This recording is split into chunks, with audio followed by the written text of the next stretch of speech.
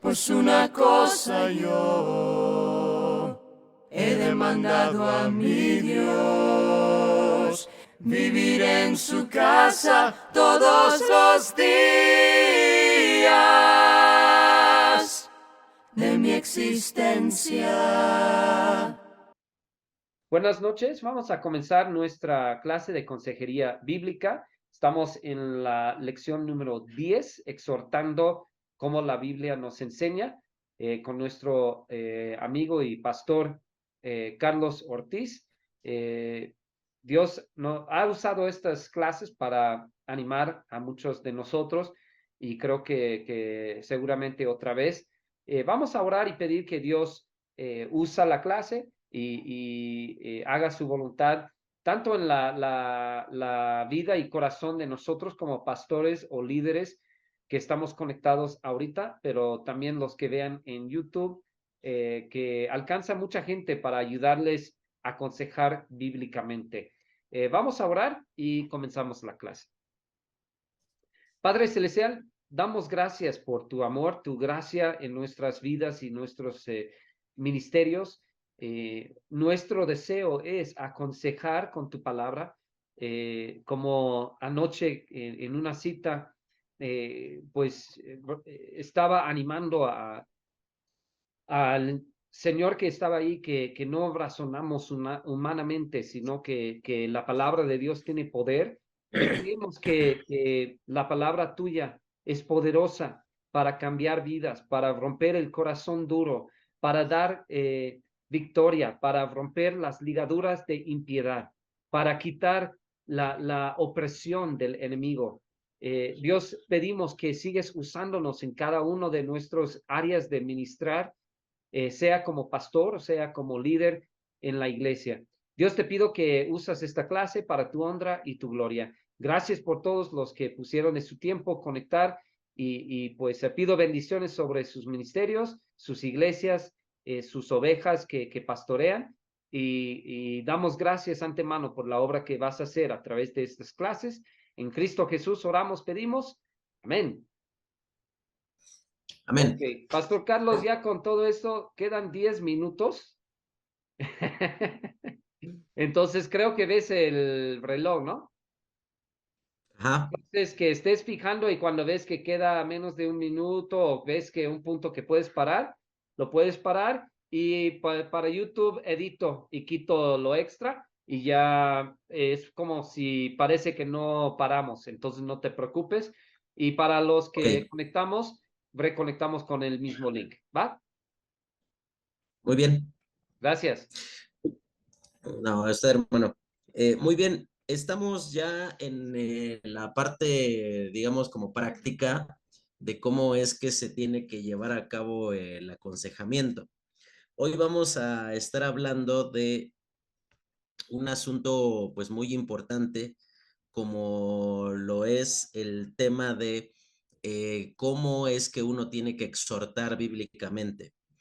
Llega el punto cuando finalmente puedes descubrir el problema, aquella cosa que está causando alguna dificultad o quizás alguna cosa que deba de ser mejorada o en algo que la persona deba de ser alentado a poder pues vivir de una manera más cercana según lo que el principio bíblico que aplique, marque para la vida de la persona, pero muchas veces las personas rehuyen el consejo porque los consejeros hemos malentendido la, en realidad cómo es la labor del aconsejamiento, donde consideramos que aconsejar es regañar, ¿no?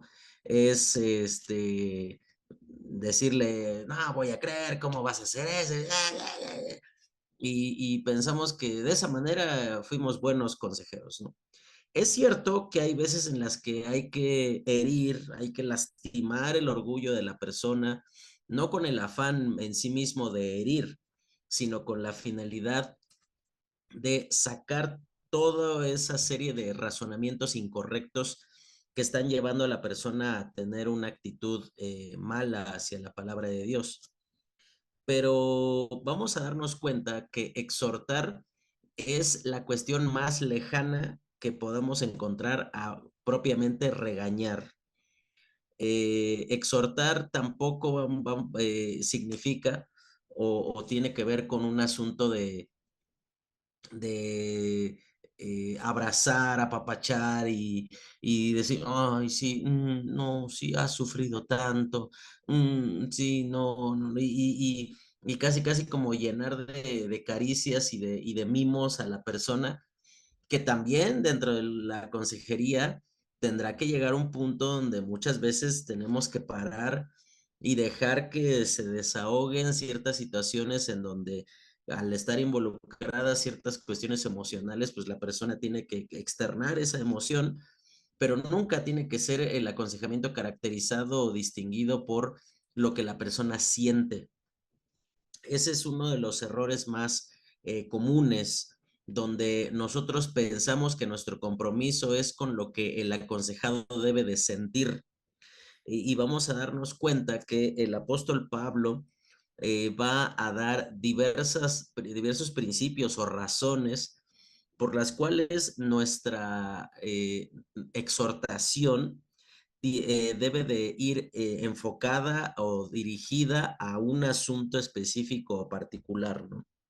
Vamos a ver en primer lugar que el hecho de exhortar es, vamos a definir qué es en primer lugar, ¿no? La palabra de Dios cuando habla de la exhortación, por un lado lo presenta como un don espiritual, es decir, que hay personas a quienes Dios ha capacitado especialmente para poder exhortar o confrontar o consolar a personas, pero eso no nos exime de la responsabilidad de poder hacerlo nosotros como creyentes. Fíjate, dice en el libro de Romanos, capítulo 12, versículo 6, dice, de manera que teniendo diferentes dones según la gracia que nos es dada, si el de profecía, úsese conforme a la medida de la fe, si es de servicio en servir, el que enseña en la enseñanza. Versículo 8, dice, el que exhorta en la exhortación.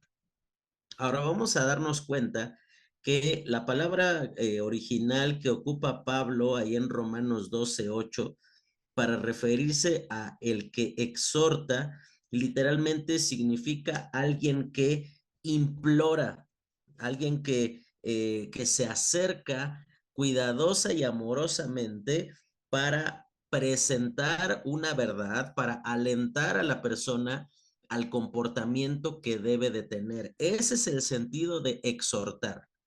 De ninguna manera tiene que ver con ¡pum!, reventar con palabras, herir a las personas. De hecho, corremos como consejeros con el riesgo de que a veces seamos tan rígidos, tan duros, que terminemos cumpliendo con lo que la palabra de Dios dice sobre que hay hombres cuyas palabras son como golpes de espada, ¿no? Que lo único que causa eso es los lastimaste. Y está bien, como te digo, hay ocasiones en los que el principio enseñado tiene que lastimar, tiene que hacer doler, pero no como un fin en sí mismo, sino como un medio. Ahora, si tú piensas que tuviste una sesión de consejería exitosa porque dejaste llorando a la persona, en realidad hiciste todo lo contrario, porque lo único que tú hiciste fue lastimarlo, lo único que tú hiciste fue a lo mejor remontarlo o llevarlo a situaciones que sucedieron con anterioridad, pero nada más lo dejaste con el problema frente a sus ojos, pero no le ayudaste a cambiar. El sentido de exhortar es una invitación al cambio. Esa es, digamos, la definición corta que podríamos entender. Exhortar es invitar al cambio. Y fíjate, el sentido mismo de la palabra nos lleva a considerar de quién es la responsabilidad. Cuando uno invita a alguien, pues uno es diferente invitar a mandar. Y esto, por más que nosotros seamos pastores, es la cosa que más nos cuesta a entender de la gente, ¿no? Hay cosas que Dios nos se va a escuchar raro esto que voy a decir, que Dios nos manda que mandemos, ¿no? Dios nos manda a ordenar que la doctrina sea atendida y sea guardada con pureza. Dios nos manda a no involucrarnos en discusiones y en situaciones que lo único que hacen es exaltar la necedad. Pero ¿sabes una cosa? El consejo nunca puede ser un mandato. Y esto es algo que nosotros tenemos que entender. Por más que las personas estén siendo pastoreadas por nosotros, tienes que entender que, por ejemplo, si hay tenemos que considerar el orden jerárquico, digámoslo de esta manera, en el que Dios nos ha colocado a nosotros. En cuanto a lo relacionado con la iglesia, el funcionamiento de la iglesia, el orden dentro de la iglesia, el crecimiento, el desempeño de las cosas que tienen que ver con la iglesia, ahí sí podemos mandar. Pero cuando son cosas que tienen que ver con la vida de las personas y lo que ellos son responsables delante del Señor o de quienes Dios ha puesto bajo su responsabilidad, no lo puedes hacer porque Dios ya le ha dado esa responsabilidad a alguien más. Entonces decíamos que la exhortación no es como tal mandar. ¿Cuándo uno puede o debe de mandar? Bueno, uno manda cuando eso que está involucrado, Dios lo ha puesto directamente bajo mi responsabilidad. Por ejemplo, si yo encargo a alguien que enseñe en la iglesia y después me entero que habla de cosas que no están de acuerdo a lo que la Biblia dice, claramente puedo mandar porque Dios puso esa responsabilidad bajo mi liderazgo, bajo mi responsabilidad de poder enseñar la palabra de Dios con claridad y con diligencia.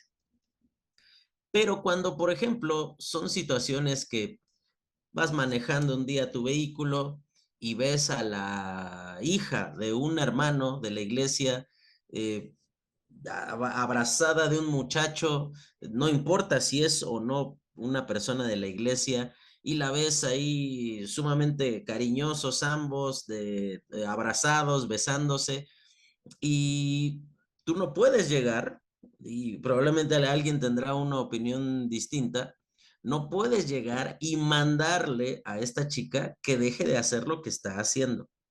Probablemente puedas decirle, mira, lo que estás haciendo no está bien, pero no puedes mandar, porque esa responsabilidad sobre quién está. ¿Es tuya o es de sus padres esa responsabilidad? Es de sus padres. Exacto. Es de sus padres. Y por esa razón fracasamos tanto al momento de aconsejar, porque confundimos las cosas en las que podemos mandar como tal y las cosas en las que podemos invitar. Y eso es justamente lo que Pablo hace como diferencia clara y específica en cuanto a lo que es exhortar.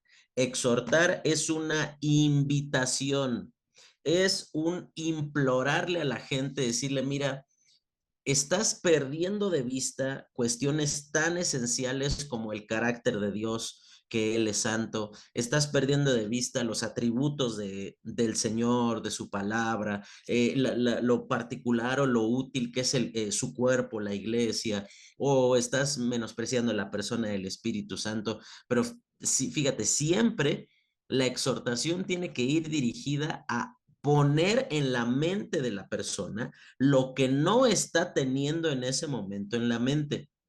Cuando hablamos de poner en la mente, ese es el sentido literal de lo que tú y yo podemos ver ahí, por ejemplo, en el libro de Colosenses 3:16. Fíjate lo que va a decir allí. En primer lugar, va a mencionar allí Pablo de dónde va a estar fundamentada esa exhortación. Dice Colosenses 3:16, dice, la palabra de Cristo more en abundancia, dice, en vosotros. Y primero dice una cosa, dice enseñándoos, y el sentido de esa palabra es muy interesante porque da la idea de ser instruidos primero, pero no de forma autodidacta, sino una cuestión en donde nosotros tomamos el tiempo de ser formados por el medio que Dios ha establecido para que esto sea así. Aquí, fíjate, el ámbito en el que la exhortación tiene que desarrollarse, siempre tiene que desarrollarse en el ámbito de la iglesia, del cuerpo de Cristo.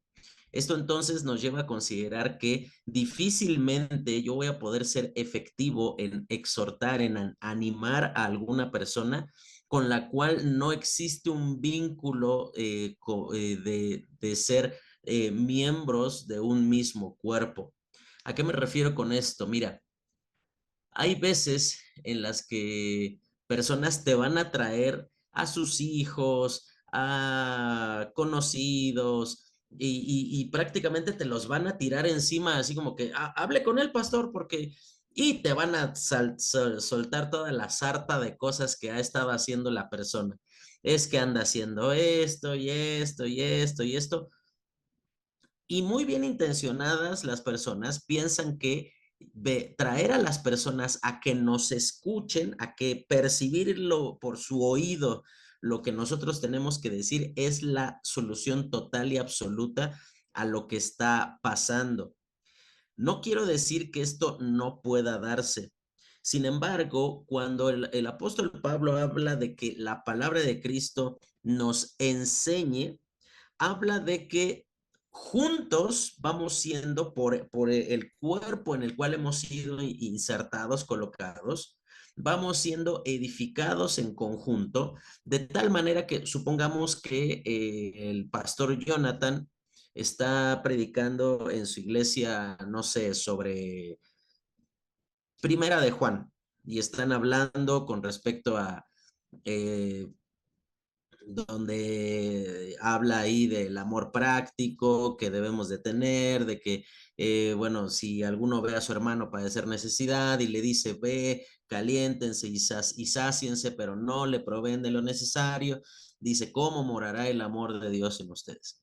Es diferente invitar a mi hermano que veo que estamos todos afuera de la iglesia y de repente veo que no ha tenido una actitud demasiado amorosa hacia alguien que él está percibiendo que hay una necesidad que satisfacer, es diferente poder invitarlo a decir, mira hermano, acuérdate lo que aprendimos, en lo que hemos sido enseñados y juntos irlo llevando a la práctica, que agarrar a alguien a quien es la primera vez que en tu vida lo ves a esta persona y tratar de equipararlo, ponerlo al mismo nivel, te vas a dar cuenta que es dificilísimo, porque la persona va a llegar primero va a llegar con la actitud de sentirse acusado o exhibido.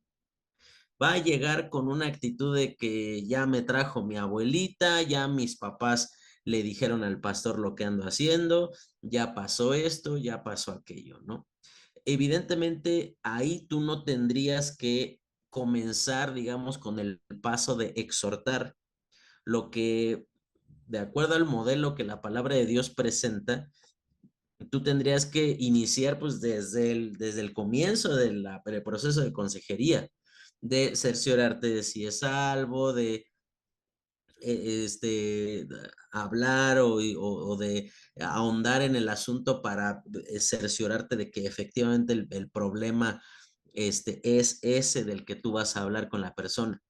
Aquí yo quiero sí delimitar, dejar muy bien marcado el asunto de que no puedes exhortar a cualquier persona porque no estás en ese ámbito, en ese marco que la misma palabra de Dios coloca. Por eso dice, enseñándoos, dice, y exhortándoos, y dice, entre quienes lo pueden hacer, dice, unos a otros.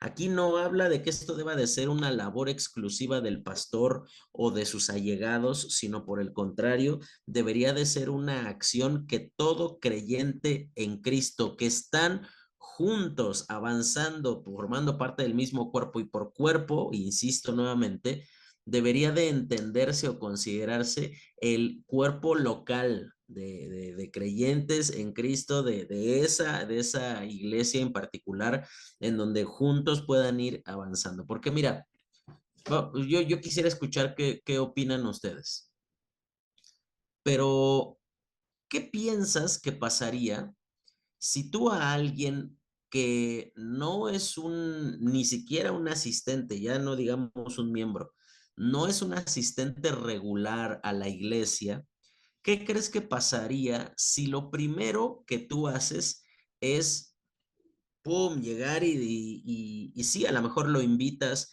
a que viva a lo mejor en santidad, a que ame a su esposa, a que haga esto, a que haga aquello, según aquella situación en la cual tú has considerado que el hermano o la hermana podría andar mejor? ¿Qué crees que pasaría?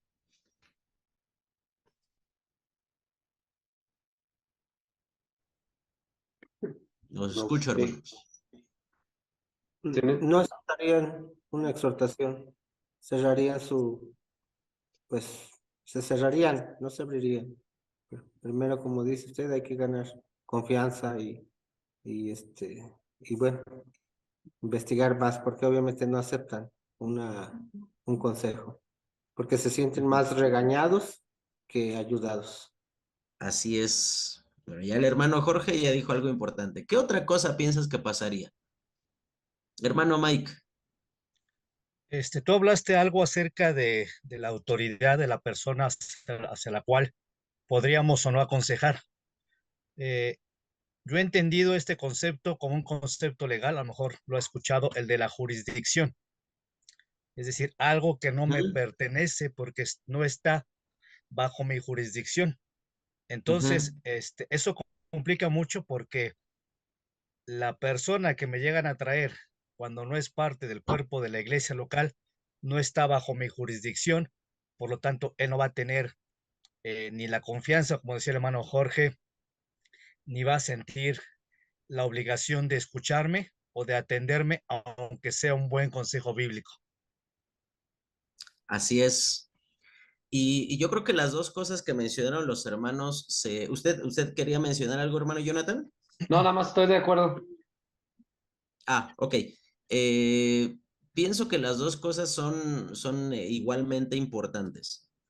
El hermano Jorge lo mencionó del lado de quien escucha y el hermano Mike lo mencionó del lado de quien habla. Tenemos que considerar, y esto no nos libera de responsabilidad de que si alguien me trae a una persona para hablar con él, no significa que yo diga, no, usted, a ver, yo a usted no lo bauticé aquí en esta iglesia, entonces, pues, si quiere lo bautizamos ahorita y ahora sí ya podemos, platicar usted y yo. No nos referimos a eso. Nos referimos, como bien decía el hermano Mike, a a las personas que Dios ha puesto bajo mi cuidado. ¿Y quiénes son esas personas que, bueno, Dios ha puesto bajo mi cuidado? Pues las personas que voluntariamente, ese es el asunto esencial, que voluntariamente han decidido ponerse bajo mi cuidado. Y esto es súper importante entender. Para que tú exhortes, debe de tener la persona exhortada, por decirlo de esta manera, la disposición siquiera a valorar que lo que estoy escuchando es por mi bien. No, como decía el hermano Jorge, porque ya me acusaron y me van a regañar y a ver si me da vergüenza y dejo de hacer lo malo o dejo o me animo a aquella cosa que considero que debería de ser corregida o mejorada en mi vida. Por esa razón, cuando Pablo dice en el versículo 16, enseñándoos y exhortándoos unos a otros, fíjate lo que dice, en toda sabiduría. Cuando Pablo habla de en toda sabiduría, literalmente se refiere al amplio espectro del conocimiento, y no estoy diciendo abrirnos a cualquier cosa. No estoy diciendo que todos los tipos de conocimiento sean iguales. Por esa razón, Pablo de entrada pone la base y dice, la palabra de Cristo mora en abundancia entre vosotros. De tal manera que si, por ejemplo, y tú te vas a dar cuenta que la consejería, una de las características que tiene es que es, vamos a decirlo así, multidisciplinaria.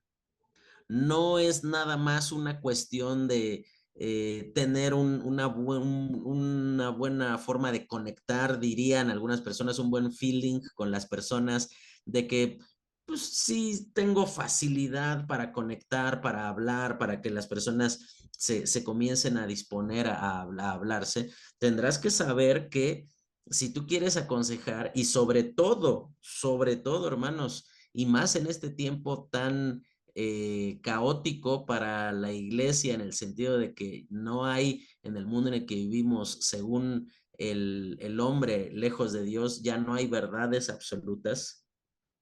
Tendrás que, por ejemplo, tener una instrucción por lo menos mínima en cuanto a cuestiones legales para determinar el alcance de tu consejo o la forma de proceder. Supongamos, viene un niño y te dice, oye, mi papá me está tocando, ¿qué vas a hacer? Le vas a decir, no, sí, pero tú sométete a tu papá porque esa es la voluntad de Dios. Y sí, lo vas a mandar de nuevo a su casa, lo vas a mandar de nuevo con la persona que está abusando de él. Y si no tienes el entendimiento, el conocimiento legal de qué debes hacer en caso de, ahí entonces vas a darte cuenta que tu consejo va a ser puro bla, bla, bla, bla, bla, van a sonar cosas muy hermosas, pero no lo vas a llevar a cosas prácticas, que a final de cuentas las personas, eso es lo que ellos piden al ser aconsejados. Necesitan una cuestión práctica. Así que cuando Pablo dice, enseñándoos y exhortándoos, dice, en toda sabiduría, esa sabiduría, el amplio espectro de la sabiduría es filtrado no por la experiencia que cada uno de esos unos a otros tengan en diferentes ámbitos, sino en cuanto a la sabiduría superior que procede de la palabra de Dios, lo que nos permite o nos impide actuar de determinado modo. Por ejemplo, mira, vamos a, no sé si todos ustedes lo sepan, yo por ejemplo soy abogado y soy contador. Y hay un principio general de la ley que dice, por ejemplo, que el que puede más, puede lo menos. ¿Qué significa eso? Que bueno, una autoridad, una buena forma de desestimar a una autoridad menor es yendo con la autoridad mayor y decirle, a ti no tengo por qué escucharte, a lo mejor me caes mal, a lo mejor hiciste algo que no me agradó, entonces como no estoy obligado a atenderte, mejor voy con tu superior. Yo te preguntaría, ¿eso es correcto? Bíblicamente, no legalmente, no estamos hablando de términos legales. ¿Es correcto menospreciar a la autoridad? Sin importar si ha sido buena o mala. Yo no estoy diciendo bajo qué aspectos. ¿Está bien o está mal? La pregunta es que si alguien tiene una autoridad encima y que no te gusta lo que está diciendo y pasas encima buscando superar su autoridad, ¿no? Así es. Pues no sé qué los demás piensan. Yo digo No, que causa problemas ahí. Sí, yo creo que ok, no. Yo vamos creo a que ponerlo en términos de iglesia. Vamos a ponerlo así. Imagínese, usted tiene un diácono y usted le encargó al diácono cierto asunto, ¿no? No vamos a poner un caso en particular, sino nos vamos a enfocar más en el caso que en lo general, que es lo que yo quiero recalcar aquí. Supongamos que usted le encarga al diácono una cuestión específica, muy puntual que haga el diácono. Y entonces, como hay varias ovejas que tienen pastoritis, que ellos no respetan a nadie más que al pastor, ¿sí o no, hermano Jorge? Usted ya vi que asintió así con la cabeza y sí, hay gente que no respetan a nadie más que al que tiene el título, ¿no? Y entonces el pastor, el diácono, por ejemplo, le pide a este hermano que tal cosa sea atendida y sea respetada, y el diácono no le está pidiendo nada antibíblico, nada legalista, no está haciendo nada impropio. De hecho, lo que le está pidiendo va de acuerdo a la visión práctica en cuanto a lo ministerial que usted como pastor ha implantado en los servidores. Y entonces este miembro, esta oveja rebelde, decide pensar, decir, no, pues lo que dice el diácono a mí no me importa, entonces yo voy a arreglar este asunto directamente con el pastor, cuando claramente yo como pastor le encargué a este diácono que él atienda esos asuntos. La pregunta, ¿está bien o está mal lo que está haciendo esta oveja? Está mal, no hay madurez en su Dijiste actuar. una palabra clave, hermano, rebelde. Claro, y muchas veces nosotros espiritualizamos nuestra rebeldía. Nosotros pensamos que no, es que yo solamente sigo al Señor. Sí, y bueno, sigue al Señor y atiende la instrucción que recibiste. Siempre y cuando, o sea, no te están pidiendo nada incorrecto, entonces, o sea, si el hermano, el pastor te mandó con Panchito, entonces ve con Panchito, no te brinques a Panchito para hacer tu Eso pasa en voluntad. la familia, Pastor Carlos, que el Así es. niño va con su mamá, no es nada que tiene, o sea, pues es un asunto no tan grave, que la mamá puede Ujú. decidir y decide y no le gusta, entonces va con el papá Va para con el preguntar lo papá. mismo. Así es. Y volvemos a lo mismo. Está bien que, por ejemplo, mi hijo, cuando yo claramente le dije, haz la tarea primero para que salgas a jugar, y como no le agradó, él dijo, ah, bueno, pues también mi mamá aquí puede decidir sobre esto. Entonces el niño no va y dice, mi papá dijo que si hago la tarea puede salir. No, él va y dice, mi papá no me deja salir a jugar. Entonces, mamá, ¿tú me das permiso? Ah, sí, ve. Cuando Pablo está diciendo aquí, exhortándoos unos a otros, dice, en toda sabiduría, él está diciendo, está padrísimo que ustedes sepan de muchas cosas. Está padrísima sus experiencias, están padrísimos, está fantástico su trasfondo que cada uno tiene, está padrísimo, o sea, y lo podemos ver tan solo en las personas que están ahorita conectadas. Cada uno viene de un trasfondo que si fuésemos puestos en un equipo, no hombre, o sea, sería un golazo tener ese equipo, ¿no? O sea, de personas con mucha experiencia, personas jóvenes, personas que tienen conocimiento de una cosa, otros que tienen conocimiento de otra, otros que han estado bajo cierta circunstancia. Pero Pablo está diciendo, eso tiene que estar subordinado a la autoridad de la palabra de Dios, no al revés.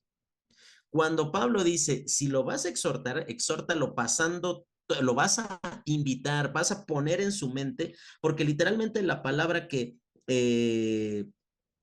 Pablo ocupa aquí en el versículo 16, la palabra exhortándoos, literalmente significa poner en la mente una cuestión. Habla de ahí sí podríamos considerarlo un gentil regaño, una llamada de atención. No un regaño a gritos, ni mucho menos, sino una cuestión de decir, hermanito, la estás regando, estás haciendo algo que no está bien, mira, deberías de considerar esto. A eso se refiere Pablo. Pero lo hace diciendo, mira, no te voy a llamar la atención por las cosas que a mí me gusten o no me gusten, sino que lo que a mí me guste o no me guste es lo que menos interesa, sino que lo que la palabra de Dios establece como correcto. Por ejemplo, a nosotros nos pasó, y aquí vamos, lo voy a hacer como una mención, A nosotros nos pasó, por ejemplo, hace un tiempo aquí en la iglesia, que llegó una persona y él venía de un trasfondo en donde el tiempo de alabanza era prácticamente el tiempo de lamentos, ¿no? Donde había que estar así, pero con un palo. El hermano cuestionaba de que, ¿por qué tocan instrumentos? O sea, la palabra de Dios dice que cantemos himnos. Entonces, el hermano insistía en que tenían que ser puros, puros, puros, puros, única y exclusivamente, rigurosamente tenían que ser himnos y que no tenía que haber música en la iglesia y que tenía que haber una cierta actitud, que por cierto era su actitud, la única valedera. Y entramos en una situación en donde le dijimos, mire hermano, creo que no está pidiendo usted nada malo, pero creo que lo malo es poner su parecer como la regla, como la norma. Si, por ejemplo, nosotros estuviéramos predicando que a lo mejor la salvación se pierde, opóngase toda la vida, hermano, porque usted claramente hay un principio de la palabra de Dios que prohíbe esa práctica. Pero cuando entramos en una onda de gustos, de opiniones, de preferencias, que si tiene que ser de una manera, que si tiene que ser de otra, Juan Calvino decía lo siguiente con respecto a cómo solucionar dificultades entre las personas. Y él decía, mira, en lo esencial tengamos unidad y en lo secundario tengamos libertad. En lo esencial, como las cosas doctrinales, no hay para dónde hacerse. Tiene que ser así porque la Biblia lo dice que es así. Pero en las cuestiones secundarias, como por ejemplo la forma de alabanza, que si en la cena del Señor tiene que estar la mesa en el centro o se reparten los elementos en una charolita, que si las mujeres tienen que estar con velo o pueden estar sin él en la iglesia, que si, o sea, cosas de este tipo. ¿Te das cuenta? Pablo está diciendo aquí, enseñando y exhortando, dice, en toda sabiduría, dice, pero háganlo de acuerdo a lo que la palabra de Dios hace. Cuando tú exhortas de acuerdo a la palabra de Dios, tú pones en la mente de la persona lo que la palabra de Dios ya fue puesto en tu propia mente. Ese es, digamos, el requisito que muchas personas hoy día no quieren cumplir con respecto a la exhortación, porque ellos son buenísimos para sacar la espada de la palabra de Dios y machacar a la gente, pero ellos no están dispuestos a poner en práctica lo que Dios ya exigió de ellos. ¿Quieres exhortar bíblicamente? Entonces, hermanito, tendrás que primero hacerte participante en la práctica de esa exhortación. O sea, tendrás tú que ser una referencia viva de que eso que tú le estás diciendo a la persona, a lo que tú le estás animando, es algo que también ya sucedió en ti. Porque hay un dicho que dice que muchos creyentes son como el padre Gatica, que predica pero no practica, ¿no? O sea, que dice, dice. No, sí, hermanos, tenemos que estar gozosos. Y tiene una cara de que quiere irse con el Señor, pero ya en este momento, que tú dices, o sea, pues ese gozo no está chido, ¿no? O sea, no es atrayente, no sé si de veras es algo en lo cual uno pueda creer, ¿no? Y fíjate, después dice cuál es la actitud que debe de generarse mientras uno es enseñado o exhortado. Dice, cantando con gracia en vuestros corazones al Señor, con salmos e himnos y cánticos espirituales. Es decir, que el hecho de participar de esa exhortación tiene que causar gozo. Cuando tú invitas a una persona, no nada más pones en su mente lo que la palabra de Dios dice, sino que tú lo animas a que lo ponga en práctica de forma gozosa. Aquí lo que está diciendo Pablo en Colosenses 3:16 no está hablando de un contexto de culto, de que tengamos única y exclusivamente que cantar salmos e himnos y cánticos espirituales, sino habla de la actitud con la que mientras uno está siendo enseñado, debe de producir en el corazón. Así que si tú dejas tu aconsejamiento y la persona está pero babeando del coraje que tiene por lo que tú le estás diciendo, pero no le animas al cambio, si la persona la dejaste llorando, desconsolada y tú piensas que hiciste muy bien diciéndole, y lo herí, lo lastimé y le dije, y a lo mejor le dijiste lo correcto, pero de manera incorrecta, entonces tú no exhortaste de acuerdo a la palabra de Dios. Porque necesariamente la palabra de Dios dice el libro de Salmos, capítulo 19, dice, la ley de Jehová es perfecta y dice que convierte el alma. El sentido de ahí en el libro de Salmos 19, 7 y 8, cuando habla de convertir, literalmente habla de sanar. No hay una, digámoslo de esta manera, una sanidad del alma que se haga por medios tormentosos. Es decir, que descanse en haber macheteado y cuereado tanto a la gente que finalmente ellos se vayan agradecidos por eso. Por esa razón, ¿a poco nunca te pasó que las personas tuviste una sesión de consejería y nunca más volvieron? Hay de dos. O se solucionó su problema y por eso ya no regresó, o en realidad no le invitaste al cambio.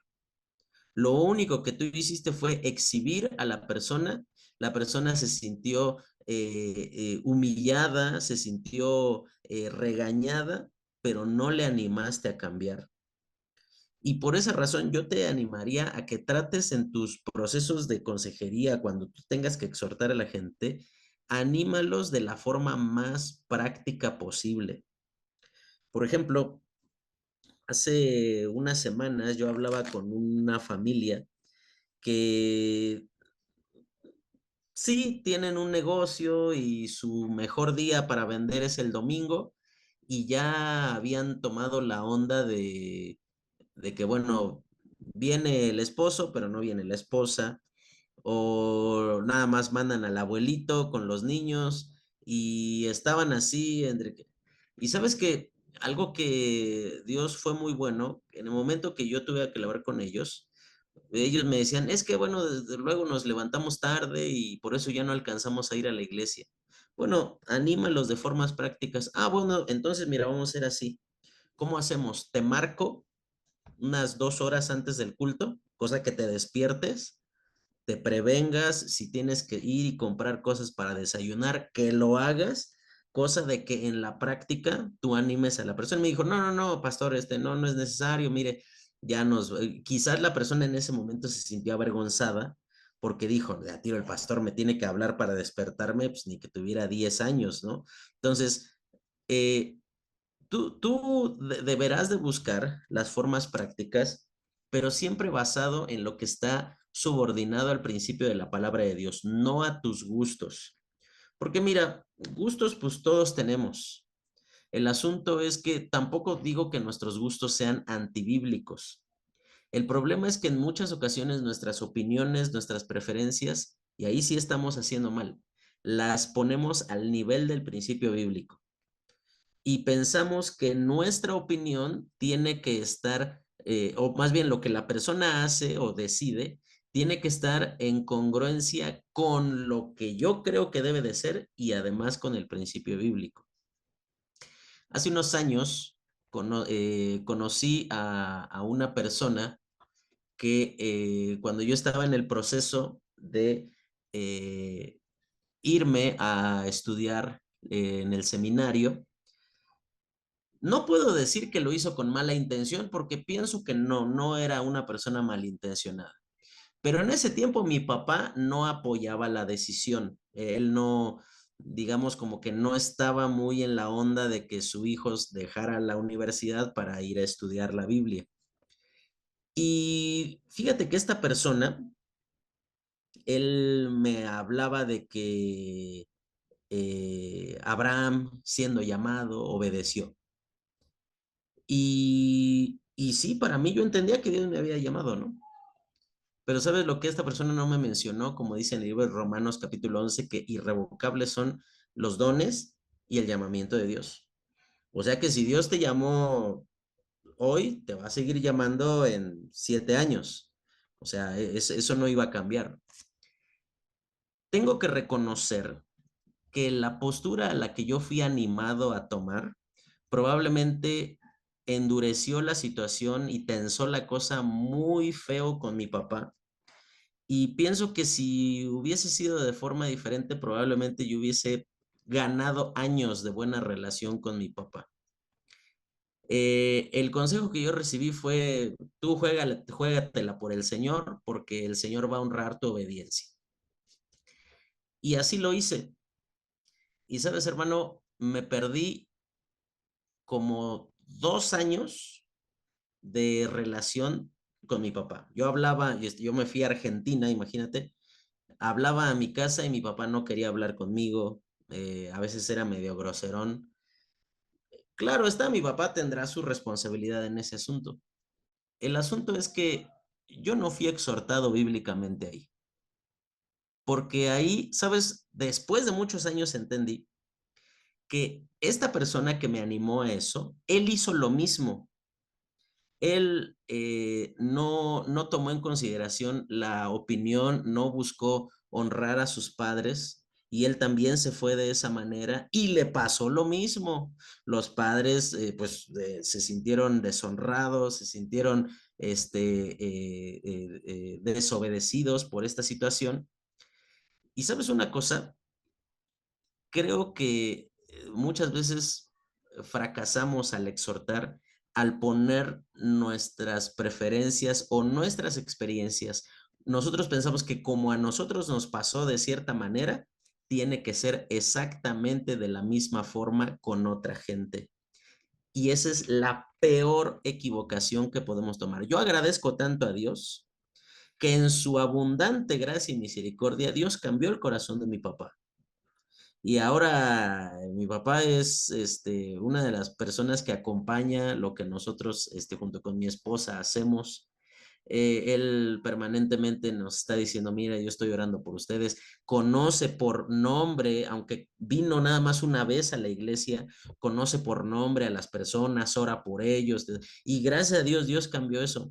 Pero hermano, yo perdí años de relación con mi papá por seguir un mal consejo. Por esa razón, una de las cosas que tú tienes que hacer es, cuando la palabra de Dios abunda en tu corazón, enseñas de acuerdo a la palabra de Dios a pesar de tus opiniones. Si hoy día un joven me viniera a decir, oye, mis papás no acompañan mi decisión, mis papás quisieran que yo terminara la universidad, ellos quisieran esto, aquello, evidentemente tendría uno que considerar qué es lo que quieren los papás, ¿no? ¿Sabes qué era lo que quería mi papá, hermano? Que yo acabara la escuela. Mi papá se rompía el lomo para que yo pudiera ir a la universidad.